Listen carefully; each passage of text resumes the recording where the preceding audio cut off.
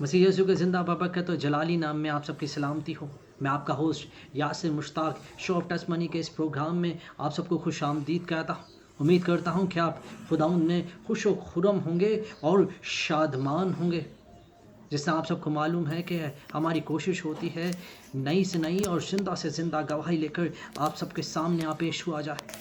आज हमारे साथ सिस्टर सबा, जो मेरी बहन है, सबा मुश्ताक, वो जुड़ी हैं। इनका ताल्लुक़ पाकिस्तान कराची से है और वो हमारे साथ अपनी ज़िंदगी की गवाही शेयर करना चाहती हैं। जी सिस्टर सबा, मैं आपको शो ऑफ टेस्टमनी के इस प्रोग्राम में खुशामदीद कहता हूँ। जी जी। Good evening and praise the Lord to you all. मैं आज शो ऑफ फॉर टेस्टमनी सोहार चर्च और उनके तमाम मेम्बरान का शुक्रिया अदा करती हूँ जिन्होंने मुझे दावत दी कि मैं यहाँ पर आऊँ और खुदा उनके वो बड़े कामों को बयान कर सकूँ जो उन्होंने मेरी ज़िंदगी में किए हैं। और जब मैं अपनी गवाही दूँ तो उन तमाम लोगों को जो मुझे देख रहे हैं, सुन रहे हैं, उनके ईमान को तक़वियत पहुँचे, उनका ईमान खुदा पर और मजबूत हो जाए ताकि वो उसके बड़े काम बयान कर सकें जो उनकी ज़िंदगियों में हुए हैं। सिस्टर सबा, इससे पहले कि आप अपनी ज़िंदगी की गवाही हमारे व्यूअर्स के साथ शेयर करें, मैं चाहता हूं कि आप अपने बारे में बताइए कि आप किस पेशे से ताल्लुक़ रखती हैं और क्या खदमात अंजाम दे रही हैं। जी बिल्कुल, मेरा ताल्लुक़ टीचिंग के प्रोफेशन से है और मैं एक टीचर हूँ। मैंने काफ़ी अरसा पाकिस्तान में भी टीचिंग की खिदमात अंजाम दी हैं। अब कुछ अरसे से मैं पाकिस्तान से बाहर यूएई में, दुबई में टीचिंग कर रही हूँ। बिल्कुल, मैं अपनी ज़िंदा गवाही सबके साथ ज़रूर शेयर करना चाहूँगी। ये पिछले साल 2020 की बात है जब मैं यूएई में टीचिंग कर रही थी। तो उस वक्त ऐसा हुआ कि जून जुलाई में कोरोना भी फरवरी मार्च से शुरू था, मगर जून जुलाई में मैंने जून के एंड में और जुलाई की बिगनिंग में मैंने फ़ील किया कि मेरी ब्रेस्ट में कोई गिटली सी है, लंप है। तो यूजुअली मैं हर बात अपनी बड़ी बहन के साथ शेयर करती हूँ और मैंने सबसे पहले उन्हीं को बताया। वो ऑस्ट्रेलिया में होती हैं और हमारी बहुत ज़्यादा शेयरिंग है और सबसे पहले मैं उनको अपनी ज़िंदगी की कोई भी बात होती है तो उनके साथ शेयर करती हूँ। तो मैंने उनको बताया कि इस तरह से मेरे साथ प्रॉब्लम हुआ है और मुझे इसमें पेन नहीं है, गिटली में कुछ भी नहीं है। तो उन्होंने मुझे यही सजेस्ट किया कि आप डॉक्टर के पास जाओ। मैं डॉक्टर के पास गई और सबसे पहले मैंने अल्ट्रासाउंड करवाया तो डॉक्टर ने बताया कि ये काफ़ी बढ़ रही है, ये आपको कितने वीक से। मैंने डॉक्टर से बताया कि मुझे 1 और 2 वीक है। मैं जनरल फिजिशियन के पास गई, उन्होंने मुझे मेडिसिन दी, मैंने खाई है 1 हफ़्ता, मगर मुझे इससे कोई फ़ायदा नहीं हुआ। तो जब उन्होंने मुझे मेमोग्राफ़ी के लिए कहा, मेमोग्राफ़ी मैंने करवाई। मेमोग्राफ़ी करवाने के बाद डॉक्टर ने मुझे जो गायनोकोलॉजिस्ट थी उन्होंने मुझे सजेस्ट किया कि आप जो हैं जो बायोप्सी करते हैं डॉक्टर, उनके पास चल जाए फर्दर इन्वेस्टिगेशन के लिए। तब मैं बहुत परेशान हो गई कि ये एक के बाद एक टेस्ट हो रहे हैं, किस तरह से ये सब चलेगा और क्या होगा। तो फिर जो है मैंने फिर बड़ी बहन के साथ कंसल्ट किया, उनसे पूछा, उनसे शेयरिंग की। तो जब मैं सोच रही थी, दुआ भी कर रही थी इस अवस्था में और एकदम से ब्लैंक हो गई थी कि क्या हो रहा है, किस तरह से होगा और ये सब कैसे चल रहा है। तो फिर मैंने आपके सामने भाई बैठे हुए हैं, इनके साथ शेयर किया। इन्हें अपनी रिपोर्ट्स भेजी, अल्ट्रासाउंड की भी और मेमोग्राफी की भी रिपोर्ट भेजी। तो जैसे ही इन्होंने देखा तो इन्होंने मुझे फर्स्ट सजेशन यही दिया कि आप जो है ना घर चले जाओ, पाकिस्तान जाओ और पाकिस्तान में जाके अपना ये ट्रीटमेंट करवाओ और वहाँ पर अच्छे डॉक्टर हैं और आपका ट्रीटमेंट बहुत जल्द हो जाएगा, इस चीज़ को डिले मत करो।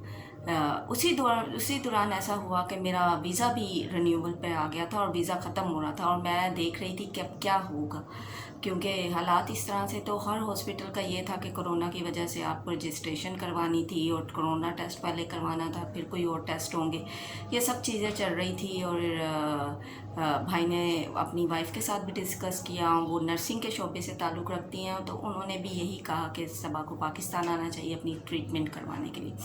अभी ये सब कुछ चल ही रहा था और सब चीज़ें हो रही थी। स्कूल में भी मैंने डिस्कस किया और स्कूल वालों ने भी मुझे वीज़ा रिन्यूअल का प्रोसेस क्विक कर दिया, मगर पर कोरोना की वजह से हालात ऐसे थे कि प्रोसीजर होते होते भी कुछ टाइम लगता था। ऐसे कुछ तकरीबन 20-21 या एंड ऑफ आप ये कहें जुलाई का एंड ही नज़दीक आ गया था। 26 तारीख को मेरा वीज़ा कंप्लीट हो गया, वीज़ा लग गया, मेरा मेडिकल हो गया और मुझे टिकट भी बुक हो गई और मैं जो हूँ फिर मैंने पाकिस्तान 27 तारीख को मैं पाकिस्तान गई। उससे पहले बड़े भाई से थोड़ी डिस्कशन हुई थी भाई की, भाई ने बताया उनको ये सब चीज़ें, उन्होंने ऑलरेडी डॉक्टर का अपॉइंटमेंट ले के रखा हुआ था। जब मैं पाकिस्तान पहुंची तो उसी रात बड़े भाई ने पेरेंट्स को बताया, वो भी काफ़ी अपसेट हुए। हमारे लिए ये चीज़ें, मेरे लिए जो अपसेटिंग थी मेरी फैमिली के लिए भी बहुत अपसेटिंग थी, मगर हमने खुदा का दामन नहीं छोड़ा। हमारा ईमान था कि हम इस चीज़ से, इस एक भंवर से, इस मुसीबत से ज़रूर बाहर निकलेंगे और जिंदा खुदा हमें इस चीज़ में से निकलने की और इस चीज़ में से गुज़रने की ताकत बख्शेगा। जी जी। और फिर इस तरह हुआ कि मैं पाकिस्तान आई और मेरे पेरेंट्स देख के, मेरे वालिदैन देख के मुझे बहुत परेशान हुए, मगर साथ ही साथ वो इस ईमान में भी थे कि मैं ज़रूर शफा पाऊँगी और ज़िंदा खुदा हमारे साथ ही रहेगा। और उसी दिन जिस दिन मैं पाकिस्तान पहुंची तो बड़े भाई ने ऑलरेडी, मैंने आपको बताया है कि उन्होंने ऑलरेडी बात कर ली थी, डॉक्टर के अपॉइंटमेंट्स भी ले लिए थे, रिपोर्ट्स भी दिखा दी थी। तो उसी शाम को मेरे घर में ही आ गए ब्लड लेने के लिए, ब्लड टेस्ट करवाने के लिए। फर्स्ट पहले मेरा ब्लड टेस्ट हुआ, दूसरे ही दिन भाई ने बायोप्सी का भी अरेंजमेंट कर लिया कि बायोप्सी। फिर हम हॉस्पिटल चले गए, बायोप्सी करवाई, वहाँ पर टेस्ट होते रहे मेरे, एक के बाद एक टेस्ट होता रहा। बायोप्सी के बाद फिर मेरी बगल में भी, मेरे अंडर आर्म में भी एक छोटी सी गुठली थी, उसके भी मुझे बायोप्सी करवानी थी, फिर उसका भी बायोप्सी हुआ। मेरा सीटी स्कैन, बोन स्कैन, इसके अलावा मेरे पेट स्कैन, बहुत से टेस्ट हुए। टेस्ट होते होते पूरा अगस्त ख़त्म हो गया, अगस्त में। मगर मेरे पेरेंट्स की सबसे परेशानी थी कि अब इसका ट्रीटमेंट कब शुरू होगा, क्योंकि जैसे आपके सामने भाई बैठे हुए हैं, इनका भी ये ख्याल था कि जब बायोप्सी हो जाती है तो ये चीज़ बहुत बढ़ना शुरू हो जाती है, तो जल्द से जल्द इसका ट्रीटमेंट करवाया जाए। बड़े भाई इसी असना में अपने शिप पे चले गए, क्योंकि वो शिप पे जॉब करते हैं, तो वो शिप पे चले गए। दिल में एक बहुत ज़्यादा डर भी था कि अब क्या होगा।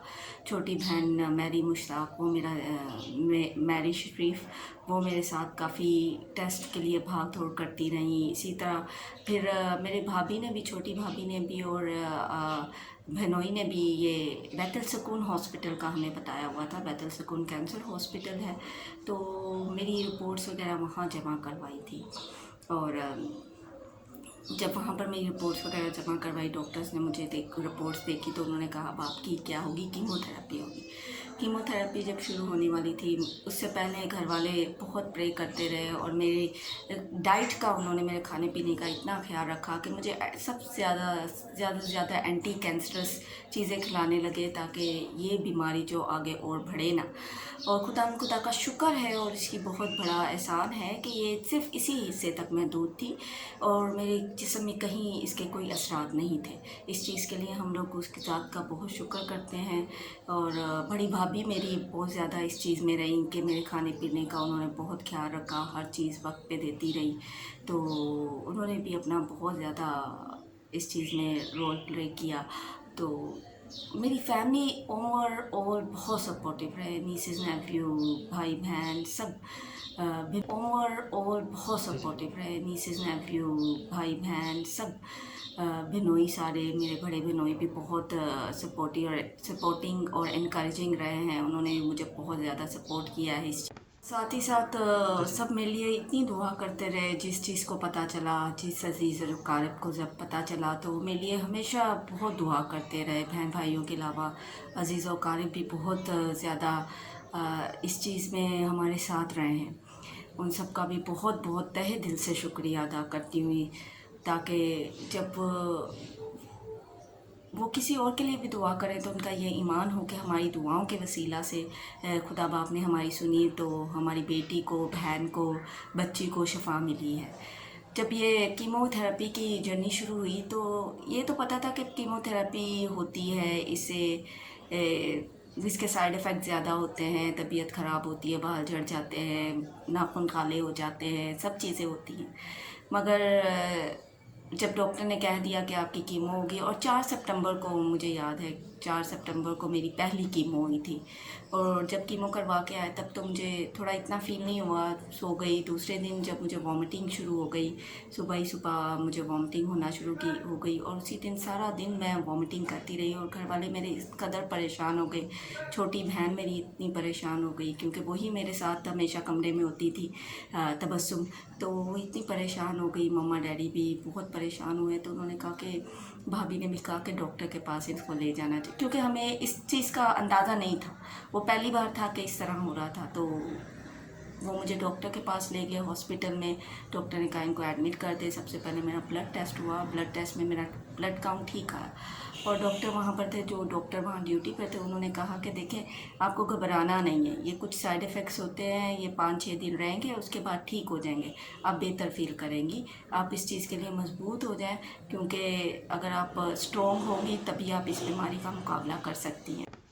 इस बीमारी का मुकाबला कर सकती है, और आपको बहुत स्ट्रॉन्ग रहना पड़ेगा। घर वाले भी सारे परेशान हो गए। फिर भी मैंने अपनी हिम्मत को, अपनी खुदा से ये हमेशा मांगती रही कि खुदा बाप मुझे इतनी मजबूती दे। और मुझे हमेशा अयूब साबिर के वो अल्फाज याद आते रहे, जब उसने कहा कि तूने दिया तूने लिया, तेरा नाम मुबारक हो। और मेरे लिए वो लम्हात, जब भी मैं प्रेयर के लिए बैठती और उस जगह जाती प्रेयर रूम में, तो मैं हमेशा सजदा करते हुए ये ज़रूर कहती कि खुदा ये ज़िंदगी तेरी दी हुई है, अगर तू ले लेगा तो कोई गम नहीं, मगर मेरे बहन भाइयों, मेरे माँ बाप को इतनी हिम्मत ताकत देना ताकि वो इस सदमे को बर्दाश्त कर सकें। मेरी बड़ी बहन बहुत रोती थी जब उनको पता चलता था कब डॉक्टर ने ये कहा है, इस तरह कहा है, स्पेशली जब मेरी सर्जरी का था, क्योंकि वो हमारे पास नहीं थी, ऑस्ट्रेलिया में काफ़ी सालों से आ नहीं सकती। मगर उनका जो दर्द था वो मुझे फ़ील होता था, मगर मैं हमेशा मजबूत रहती कि अगर मैं रोऊंगी तो ये सब भी डिस्करेज होंगे और रोने लगेंगे, और फिर मेरे लिए ये सफ़र काटना बहुत मुश्किल हो जाता। तो उन्होंने मुझे बहुत सपोर्ट किया है, एक उनका बहुत बैकिंग रही है मेरे साथ हमेशा, उनकी और उनके हस्बैंड की, उनके बच्चों की। रिका एडवर्ड हमेशा हम मुझे कहते हैं, मासू हम आपके लिए प्रे कर रहे हैं, आप ठीक हो जाओगी। उन बच्चों की इंकरेजमेंट मेरे लिए बहुत अहमियत की हामिल है। तो जब वॉमिटिंग्स वगैरह ज़्यादा होने लगी, वो 4-8 दिन तो मैं इसी तरह से नडाल, कभी मोशन, कभी वॉमिटिंग, सर दर्द, जिस्म में दर्द, और अजीब सी मेरी सिचुएशन हो गई थी। किसी दिन चलते रहे, उसके बाद थोड़ी सी मेरी तबीयत संभलने लगी। और छोटी बहन हमेशा मेरे साथ रात को बेड पे बैठ के मेरा हाथ पकड़ के दुआ करती कि जीसस क्राइस्ट हमें बहुत हिम्मत ताकत दीजिएगा ताकि हम ये सफ़र आसानी से कवर अप कर सके। अभी भी मेरे लिए उतनी ही तकलीफ़ दी है इन सब बातों को याद करना, इसको एक्सप्रेस करना। ये बहुत मुश्किल तजर्बा है मेरे लिए कि मैं इस चीज़ को एक्सप्लेन करूं, मगर फिर भी मैं खुदा से वादा किया है कि जब जब होगा मैं उसकी गवाही दूंगी, ताकि जितने लोग सुने उनके ईमान को तकवीत पहुँचे, ईमान को तकवीत पहुँचे, और साथ ही साथ वो इस चीज़ पे भरोसा रखे कि खुदा जो है बड़े बड़े काम करता है, हमारी ज़िंदगी में बहुत मोजज़े करता है। जब छोटी बहन के फिर शादी के दिन आ गए, उनके भी शादी के दिन पक्के हो चुके थे, और वो जब उसकी शादी के दिन करीब आ गए तो उस दिन उसकी हमने ढोलकी रखी हुई थी। ढोलकी पंजाबियों में आपको पता है कि ढोलकी वगैरह होती है शादी से पहले। जब उसकी ढोलकी रखी, उसी दिन मैं दोपहर को लेटी हुई थी, साथ में मेरी वालदा थी, छोटी बहन थी। जैसे ही मैं लेटी हुई थी तो मेरे हाथों में ना, मैंने अपने सर पे हाथ लगाया और मेरे हाथों में मेरे बाल आ गए, काफ़ी ज़्यादा मेरे बाल आ गए। शाम को जब मैंने नहाई धोई और कंघी की तो मेरे तकरीबन बहुत ज़्यादा बाल निकलने शुरू हो गए, बहुत ज़्यादा घिरने शुरू हो गए कि इवन के बेसन जो है, सैंक जो है वो भर गया। और मैं देख के बड़ी परेशान हुई। मैंने अपनी वालदा को दिखाए, छोटी बहन ने देखे। मतलब मेरी सिचुएशन ऐसी थी कि मुझे स्पीचलेस थी, मुझे समझ ही नहीं आ रही थी कि मेरे साथ हो क्या रहा। तो बस वो दिन था कि जब मेरे हाथों में बाल थे और मैं बड़ी परेशान भी थी, मगर मेरी बहनों ने, दोनों ने, मेरी और तबस्सुम ने मुझे हिम्मत दी कि बाजी नहीं, ये तो एक हिस्सा था, हमें ऑलरेडी पता था कि ये होगा, आपने परेशान नहीं होना है, खुदा बाप बेहतर करेंगे। उन्होंने बहुत हिम्मत दी। जब बड़ी बहन को पता चला तो उन्होंने भी बहुत हिम्मत की कि ऐसे मत करें, कोई नहीं, परेशान नहीं हो, ये तो बस अपना आ जाएगी जब आपकी ट्रीटमेंट ख़त्म हो जाएगी। तो सब ये चीज़ें चलती रहीं। तो फिर मेरे सर में बहुत शदीद जड़ों में बहुत दर्द रहने लगा कि मुझे लगता था कि मेरे सर के अंदर कुछ हो जाएगा।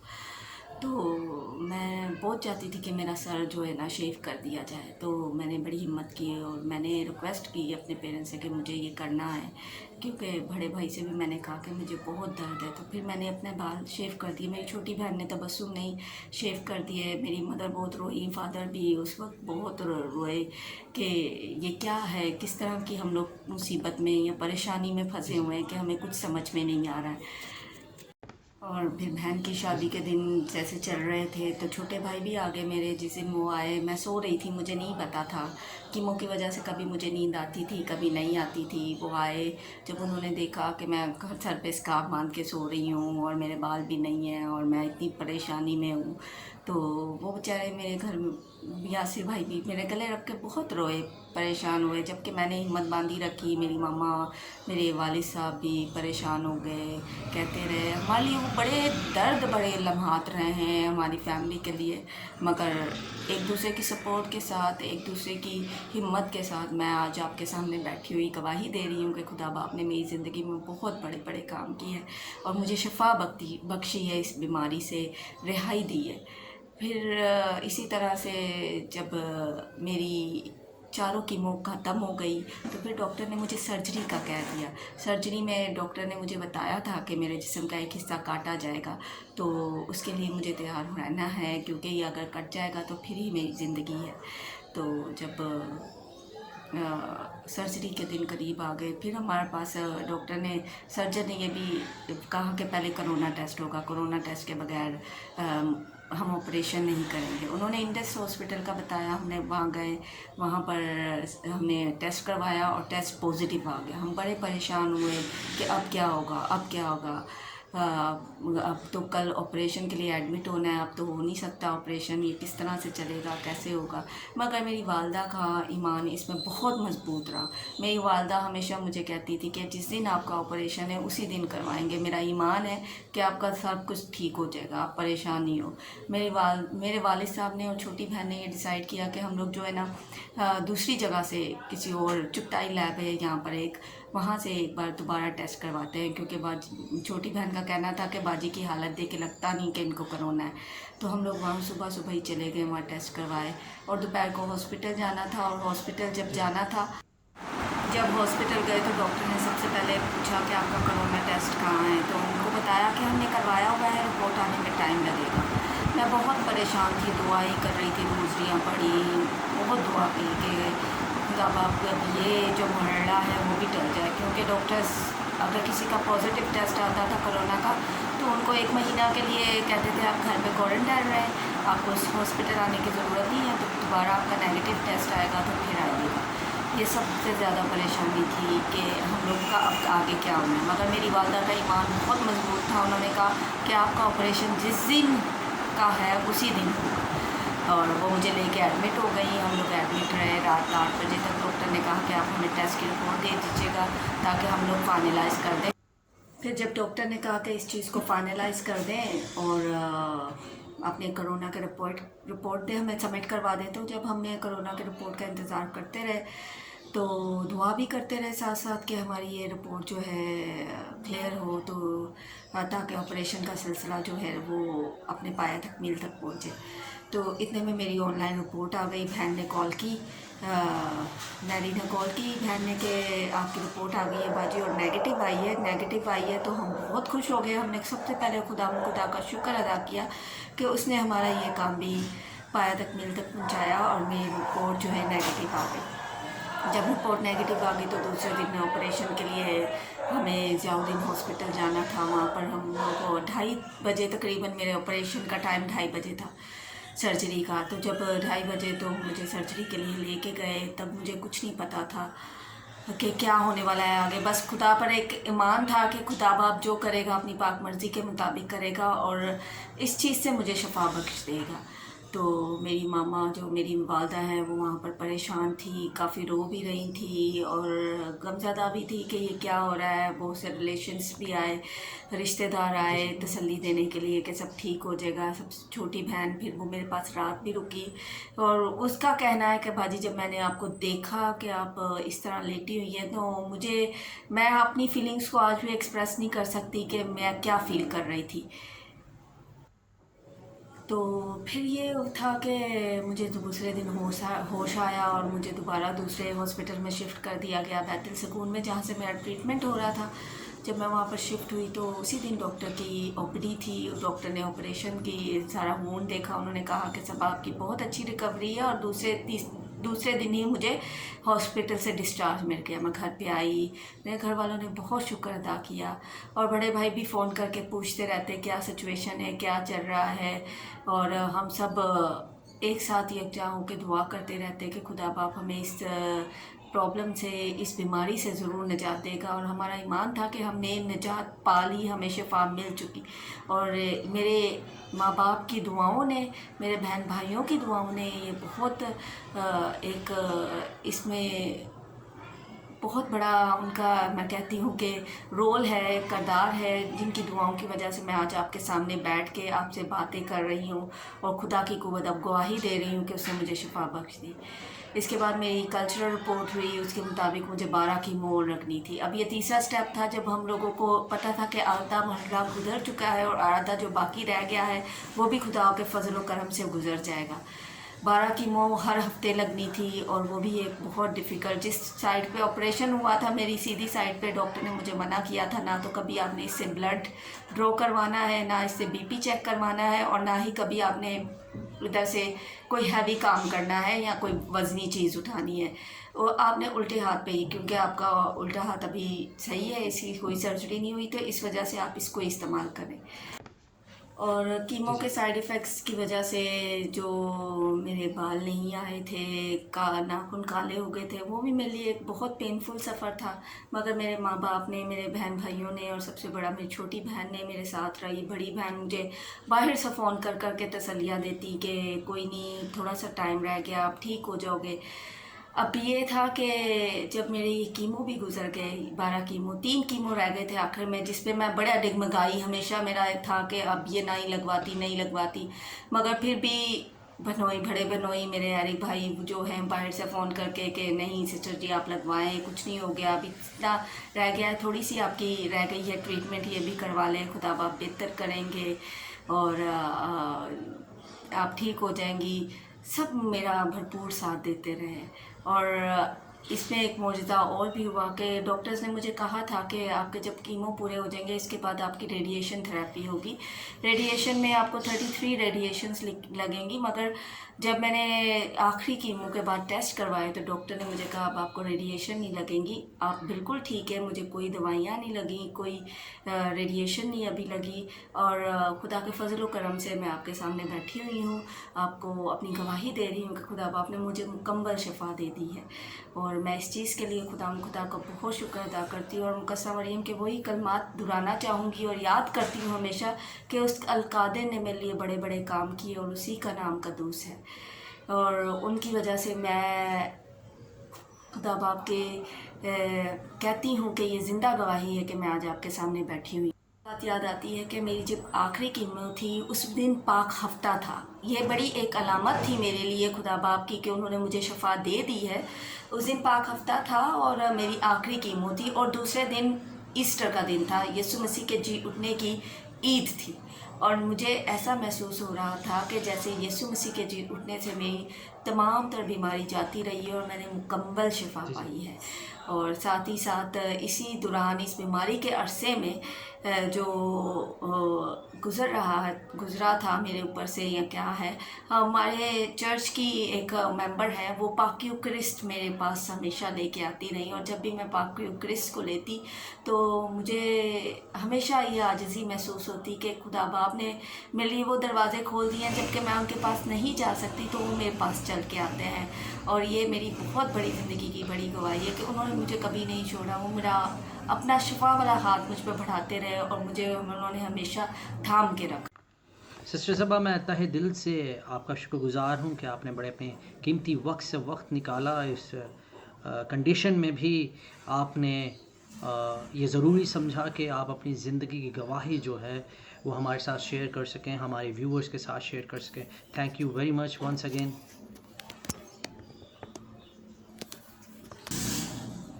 सिस्टर सबा, मैं चाहता हूँ कि आप हमारे व्यूअर्स को कोई मैसेज दें।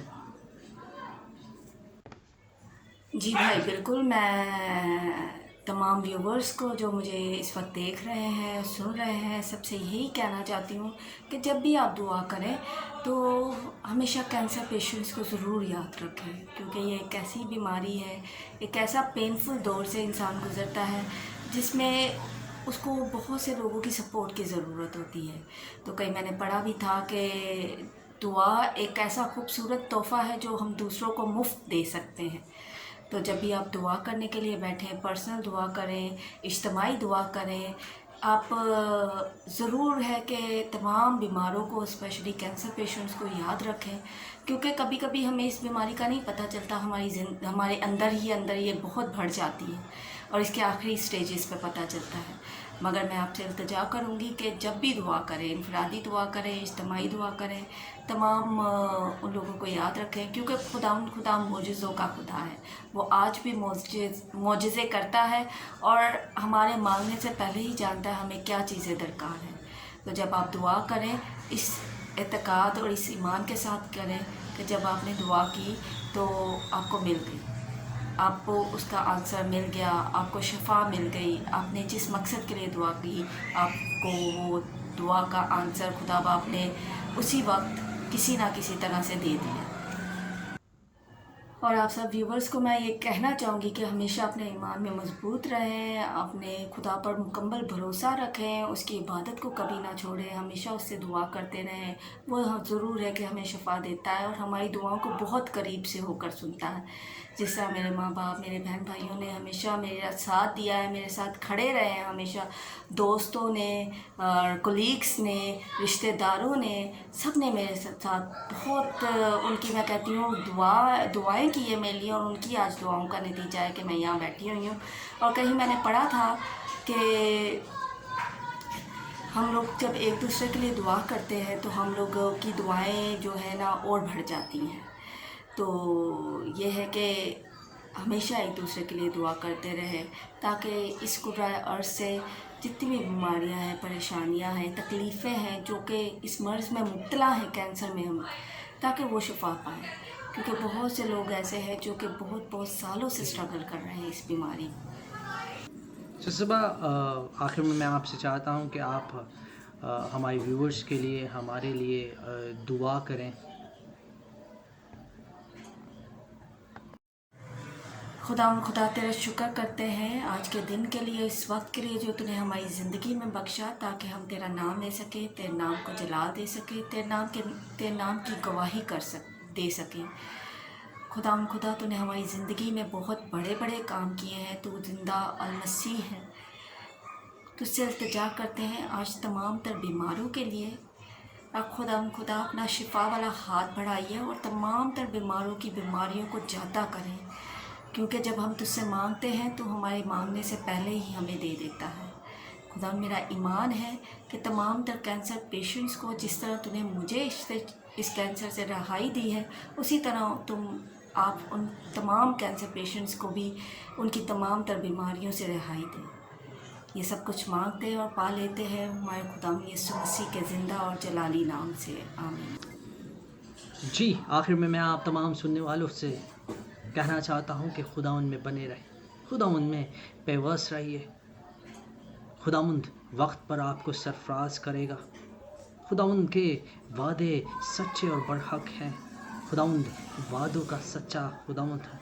खुदावंद आपको आपकी बीमारी के बिस्तर से उठा खड़ा करता है। खुदावंद कल भी मुर्दे ज़िंदा करता था और आज भी मुर्दे ज़िंदा करने की क़ुव्वत रखता है। तो आप खुदावंद के नज़दीक जाएं, खुदावंद आपके नज़दीक आएगा और फिर देखिए किस तरह खुदावंद आपकी ज़िंदगी में चंबे काम करता है। आखिर में मैं आपसे कहना चाहता हूँ, आप हमारे साथ बने रहिए।